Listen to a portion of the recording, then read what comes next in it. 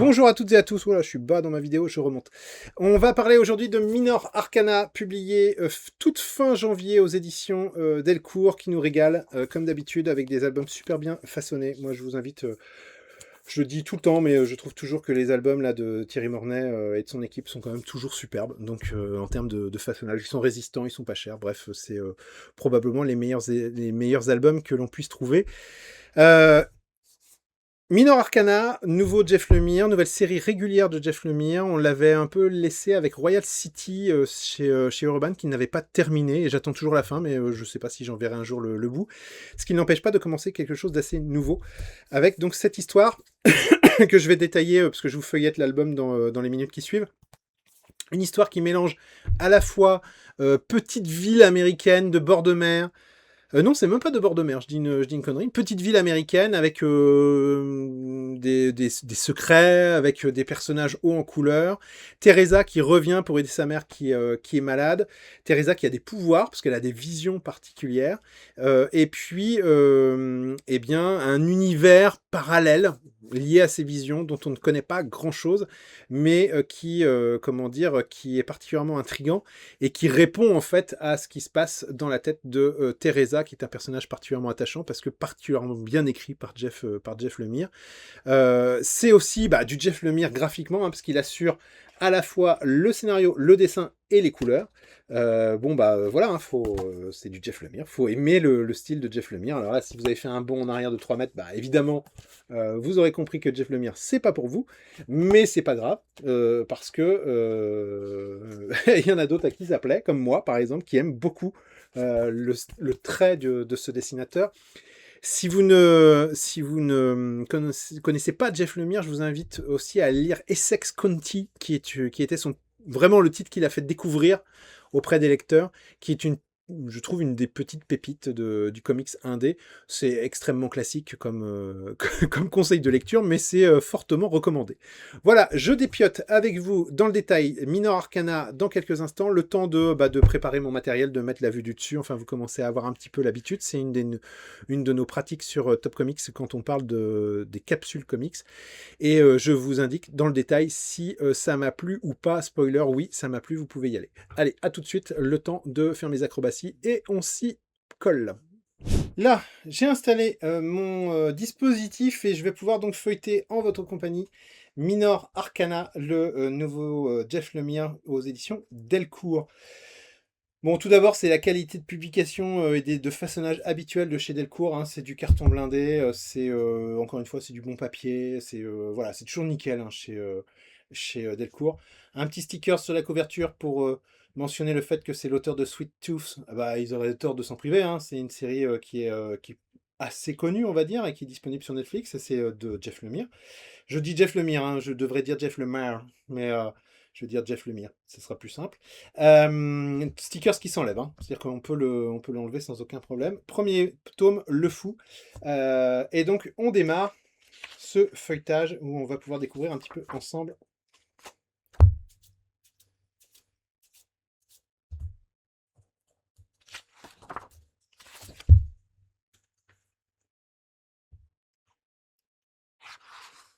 Où on va pouvoir découvrir un petit peu ensemble le contenu de cet album. Bien étrange et bien intéressant à bien des égards, comme je vais pouvoir vous le montrer. Scénario, dessin, couleur, Jeff Lemire. Et puis, il a été aidé en termes de design par Tom Muller, Grace Park et Marie Krupina, comme c'est indiqué ici. C'est publié aux États-Unis chez Boom Studio. Chaque épisode se présentera de la manière suivante. Couverture originale pour introduire l'épisode, première partie. Et on démarre donc avec cette séance un peu particulière où vous avez le personnage principal, Teresa, si je ne me trompe pas, et je pense pas que je ne me trompe, qui est dans une espèce de rêve un peu particulier où elle est sur un hôtel en bord de mer et il y a une étrange créature qui l'observe à la fenêtre. Bref, une manière comme une autre d'introduire le personnage. Elle rêvait, en réalité, elle est à bord d'un bus qui l'amène jusqu'à Limberlost, une petite bourgade perdue qui est sa bourgade d'enfance. Elle a grandi à Limberlost et on découvre que elle va voir en fait sa mère, sauf que dès qu'elle aperçoit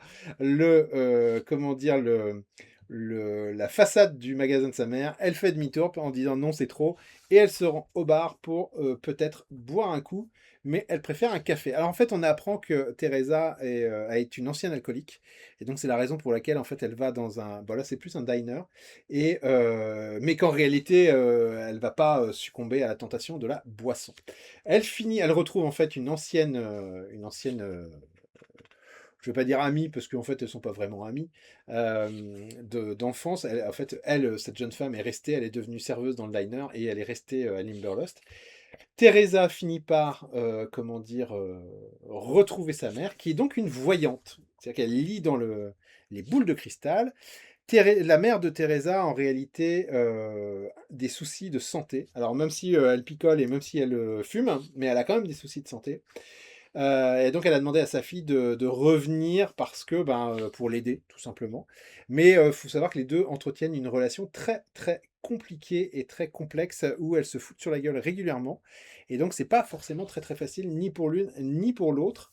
Et Teresa n'est pas forcément non plus un personnage très très très très avenant et très sympa avec sa mère. On découvre aussi que Teresa a une histoire dans cette ville un peu particulière. Elle a vécu en fait une histoire d'amour avec une jeune femme de cette ville, et cette jeune femme habite dans Limberlost, et donc elle a toutes les chances de croiser son ex, qui, on le découvre, s'est mis en couple avec un homme. Donc forcément, ça n'arrange pas les choses, et il y a une tentation de la part de Teresa tout simplement d'aller retrouver son ancienne copine. Teresa loge chez sa mère avec, comment dire, dans une chambre qui n'a quasiment pas changé, un petit clin d'œil à The Cure, à The Crow, enfin voilà. Puis il y a ses souvenirs d'enfance. Jeff Lemire commence à poser là comment dire, son côté très doux amer, très nostalgique, très c'est jamais évident pour quelqu'un d'adulte de revenir dans l'endroit où il a grandi quand il était petit, et de savoir que il va y rester un petit bout de temps. Là, elle découvre par exemple un manteau qui est le manteau de son papy avec qui elle échangeait par le passé. On verra que ça a une importance. Et puis, elle est interrompue dans sa rêverie par l'arrivée de ce personnage qui est Jean, qui est une veuve qui vient régulièrement voir la mère de Teresa, parce que la mère de Teresa, en pratiquant la voyance, calme cette dame, et lui permet d'affronter en fait la vie, et donc enfin les difficultés de la vie. Et donc elle parvient à convaincre, cette Jean parvient à convaincre Teresa de prendre la place de sa mère le temps d'une séance de tarot. Et au moment où Teresa commence à poser les mains sur le tarot, et bien en fait, comme on le voit, hein, vous voyez la composition très particulière de Jeff Lemire montre qu'il se passe quelque chose, et Teresa se retrouve transportée. Elle quitte en fait a priori le monde, notre monde, pour se retrouver dans le fameux rêve. Vous voyez, j'aime bien cette petite ici, hein, vous voyez, j'aime bien la composition des cartes, mais j'aime bien cette idée qu'elle tombe. Vous voyez, c'est marrant, la carte se retourne et le personnage semble tomber dans un effet de gravité qui est un peu curieux.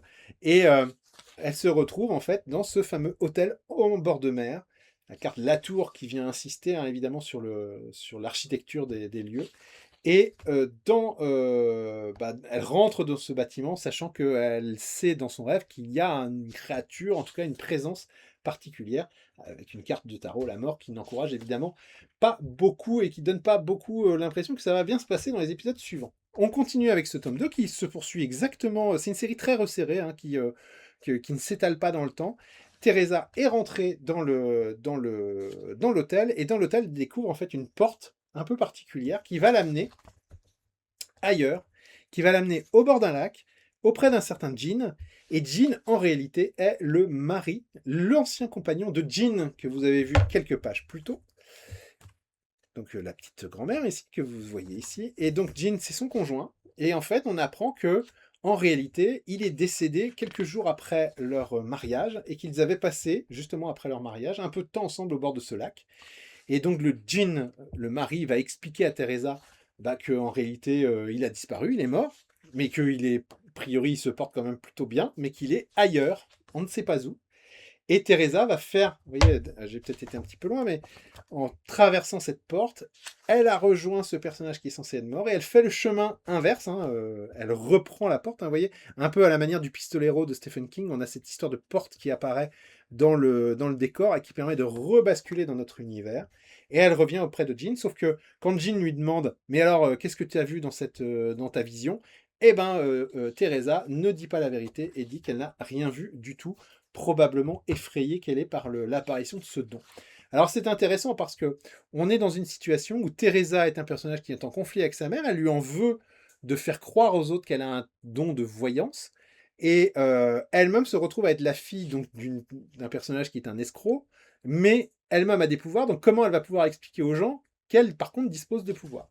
Ça va être une situation un petit peu compliquée, et évidemment, bah, elle a beaucoup de mal psychologiquement à tenir le coup, elle va retomber dans ses vieux démons, et on va découvrir qu'un certain personnage de clochard qui traînait autour du bar va avoir aussi son importance.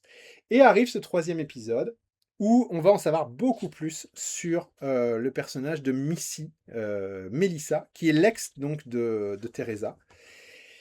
Et donc, vous voyez, Jeff Lemire, quand je disais que c'était assez c'est pas compressé, c'est assez refermé. C'est-à-dire qu'il passe pas à 12 épisodes avant de nous mettre Teresa en face de Missy. C'est-à-dire que Teresa, elle est bourrée, elle a été se bourrer la gueule au bar. Elle va jusqu'à la maison de Missy, on sait qu'elle avait un conjoint. Et c'est la confrontation entre Teresa et Missy, une confrontation assez dure, et qui se termine en eau de boudin. Et Missy demande à son copain, en tout cas au père de son enfant, parce que en fait Missy et son mec ont eu un gamin, elle demande au père de son gamin de ramener Teresa chez elle, et, et en fait c'est le shérif de la ville, donc forcément ambiance. Et là où c'est marrant, c'est qu'on aurait pu croire au début que ce type, ça allait être un connard ou quoi que ce soit, et il s'avère que il est plutôt malin comme type, et il est plutôt sympathique. Alors il a beau lui dire, bon écoute, la prochaine fois que tu me fais ça, tu finiras en cellule de dégrisement, mais on sent malgré tout que ça va être peut-être pour Teresa un appui, et qu'elle va pouvoir s'appuyer sur ce type-là. Évidemment, les lendemains de cuite sont jamais très plaisants. Et donc elle va retourner voir Kelly pour discuter. Kelly, c'est la serveuse du drive-in, pour échanger et pour essayer d'avoir un petit peu plus d'informations sur ce qui se passe dans cette ville. Et puis elle va finir par se laisser convaincre de retourner voir Jean pour lui dire qu'elle a bien eu une vision, ou ce qui s'apparente à une vision. Et là, elle découvre quelque chose d'intéressant, c'est que en fait, que ce soit vrai ou que ce soit de la connerie comme sa mère qui ment, ça fait du bien aux gens de savoir que des personnes qui sont mortes sont toujours là et qu'elles comptent toujours pour elles. Et donc, mine de rien, là, ça chamboule totalement Teresa, et ça met fin à ce, je crois bien, troisième épisode, si j'ai bien compté. Je vais vous laisser là dans l'explication de cet album. Je vais feuilleter encore quelques pages histoire de vous montrer le trait de Jeff Lemire. Jeff Lemire, il est aussi dessinateur, donc vous l'aurez deviné, et il a un style, comme vous avez pu le voir jusqu'à présent, bien particulier. C'est pas tape à l'œil comme du Jim Lee, c'est pas efficace comme du Dan Mora. Oui, j'ai réussi à placer Dan Mora. Mais par contre, c'est stylé. On reconnaît tout de suite le style de Jeff Lemire, et je trouve que c'est parfaitement ajusté à cette série. Son trait, son dessin correspond bien. Je vais m'arrêter là. On a ici, avec cette histoire donc de Minor Arcana, une histoire qui manie à la fois la magie et comment dire, le côté occulte. Mais ça n'est qu'un prétexte à raconter en fait l'histoire de cette Teresa. C'est le portrait de cette jeune femme qui est cassée, qui est une jeune femme qui n'est même pas forcément toujours agréable. Même nous, de temps en temps, on dit mais t'es con, pourquoi tu fais ça? Mais c'est toute la force de Jeff Lemire, c'est de réussir à dépeindre cet environnement et cette jeune fille de façon crédible, et on s'attache à elle et on a envie d'en savoir un petit peu plus à la fois sur qu'est-ce qui va lui arriver, mais aussi sur ses visions. Est-ce que ce sont réellement des visions, ou bien est-ce qu'elle est passée dans un autre univers? Évidemment, on le saura dans l'épisode suivant, comment dire, dans l'album suivant. Toutes les réponses ne sont pas données ici, ça serait bien trop simple. Nous n'aurons pas beaucoup de temps à attendre, puisque le deuxième tome de Minor Arcana sort, je crois bien, d'ici cet été. Je crois que j'ai vu le mois de juin. C'est une très jolie histoire. Moi, j'ai beaucoup aimé cet épisode. Je trouve que Jeff Lemire, là, pour le coup, il a placé, il a ajusté les différents éléments parfaitement, et ça marche bien, pour peu qu'on accepte ce récit assez lent. C'est un véritable feuilleton, c'est-à-dire qu'il y a des épisodes avec des histoires qui forment un récit complet, et puis un fil rouge qui se déploie petit à petit. C'est vivement conseillé. Moi, j'ai été très heureux. J'aime beaucoup Jeff Lemire dès qu'il est dans ce genre d'univers. J'aime beaucoup moins quand il s'attaque aux super-héros. J'avais pas beaucoup aimé ce qu'il avait fait sur la Justice League ou ce qu'il a fait sur les X-Men. Là, j'avoue qu'il est beaucoup plus à son aise ici. Alors, c'est pas Black Hammer non plus. J'avais beaucoup aimé Black Hammer, qui était une véritable déclaration d'amour au genre super-héroïque. Mais Jeff Lemire, il sait aussi très très bien écrire ce genre d'intrigue. Et là, comme je l'ai dit, c'est parfaitement ajusté, c'est renfermé, c'est bien comme il faut. Et j'ai très hâte de découvrir la suite des aventures de Teresa qui vont donc arriver très rapidement. Voilà, si vous avez aimé cette vidéo et si vous appréciez les vidéos de la chaîne, n'oubliez pas de vous abonner, évidemment, ça nous fait toujours plaisir et c'est toujours un coup de boost pour nous donner envie de continuer à vous présenter ces albums. Portez-vous bien, lisez des comics et puis surtout, partagez votre plaisir de les lire. Je vous dis à très très bientôt. Salut, ciao ciao!